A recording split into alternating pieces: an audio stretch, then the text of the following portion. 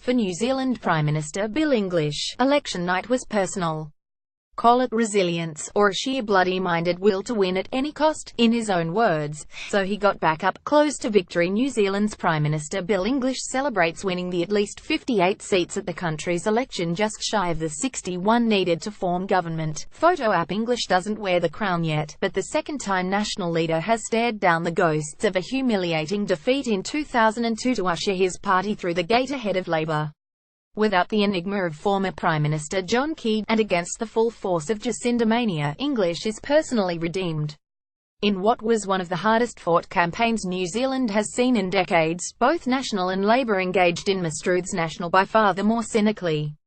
It's the politicking that favours the right, and they remain in the box seat to govern for a rare fourth term. Now we test what democracy means in this country.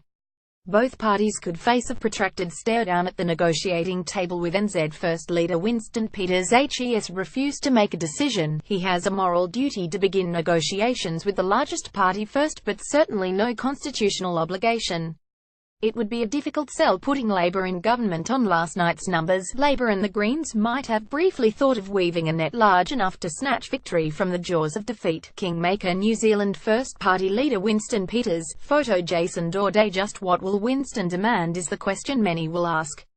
But perhaps a more pertinent one: what will a party do to avoid dealing with him? There is already a suggestion National is considering an offer the Greens would find difficult to refuse. Mythologizing about the so-called youthquake turned out to be wishful thinking. And on the final polls, never has the number crunching been so unreliable, yet affected the outcome so greatly. Labour leader Jacinda Ardern in campaign mode. Photo Luke Malpass polling claimed the scalps of both former Labour leader Andrew Little and former Greens Party leader Metiria Toure, and it instated Jacinda Ardern as Labour Party leader. Her achievement has been nothing short of incredible. With an hour's notice she stepped into the breach and redeemed her party from its humiliating defeat in 2014. Cold comfort perhaps. If you thought the election was brutal, just wait until it gets to the negotiating table. New Zealand's had its say. Now it's time for Peters to have his. Stuff.co.nz